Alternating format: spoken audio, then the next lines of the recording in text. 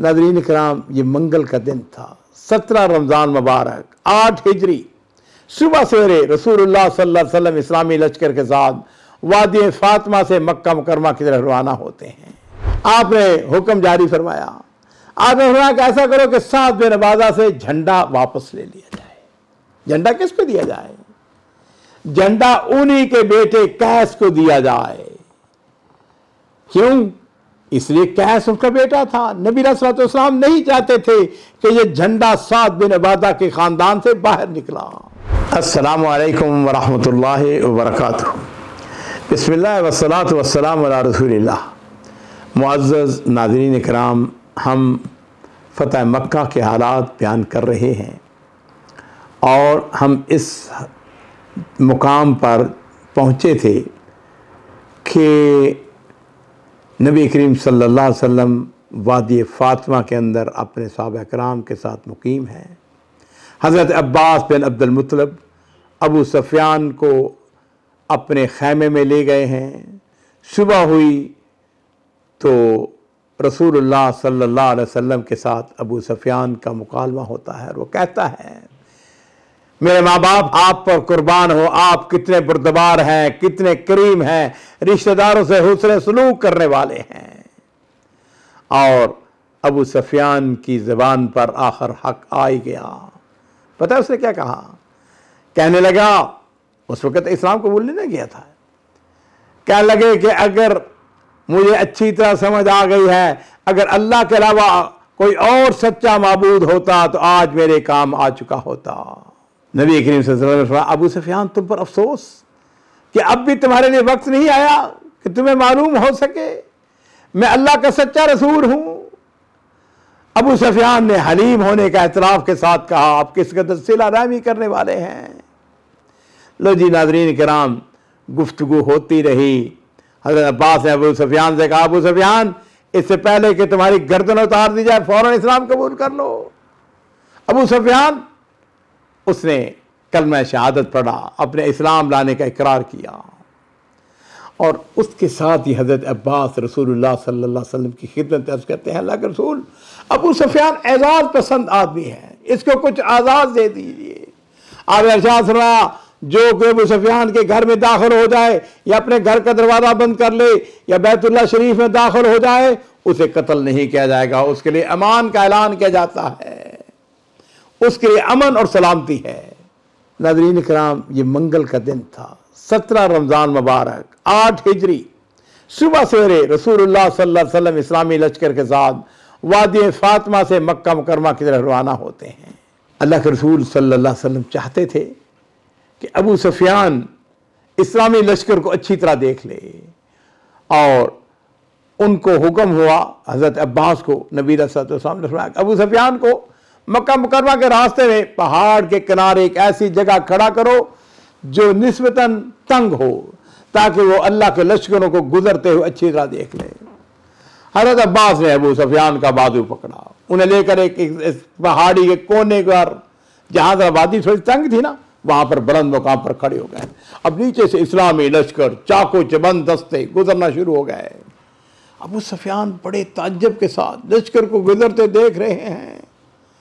नाज़रीन इकराम, इस्लामी लश्कर मुख्तलिफ कबाइल पर मुश्तमिल था, हर एक के पास, हर कबीले का अपना अपना झंडा और वह झंडे लहराते हुए गुजर रहे हैं। जब भी कोई कबीला गुजरता, अबू सुफ़ियान सवाल करते, अब्बास ये कौन लोग हैं? जवाब अब्बास बुलाते, ये फलां कबीला के नौजवान हैं। अबू सुफ़ियान कहते, अच्छा फलां कबीला है, अच्छा मुझे इससे क्या गरज। जब कोई नया झंडा गुजरता, ये कौन से कबीला के लोग हैं? हज़रत अबुल फजल, ये कबीला कौन सा है? अब्बास उनको बताते, ये फलां कबीला है, ये फलां कबीला है। नाज़रीन इकराम, कबाइल गुजरते जा रहे हैं। अंसार का एक गिरोह, उसका झंडा साद इब्न उबादा रज़ियल्लाहु ताला बनु अल-खज़रज के बहुत बड़े सरदार थे, उनके हाथ में। अबू सुफ़ियान को पहाड़ी पर खड़े देखा ना, अबू सुफ़ियान की इस्लाम दुश्मनी याद आ गई। मुखातब होकर कहने लगे, अल यौम यौमुल मलहमा, आज का दिन कुछ तो खून का दिन है, आज काबतुल्लाह की हुर्मत हलाल समझी जाएगी। अबू सुफ़ियान ने जब ये बात सुनी तो दिल में ख्याल आया, खौफ आ गया, कहीं आज मक्का में कत्लो गारत शुरू ना हो जाए। और थोड़ी देर के बाद रसूलुल्लाह सल्लल्लाहु अलैहि वसल्लम जो है वो वहाँ से गुजरे। आपके साथ अंसार मुहाजिर है जी, क्या खूबसूरत रसूलुल्लाह सल्लल्लाहु अलैहि वसल्लम के आपके पहरा देने वाले आगे पीछे, कितना बड़ा एजाज है।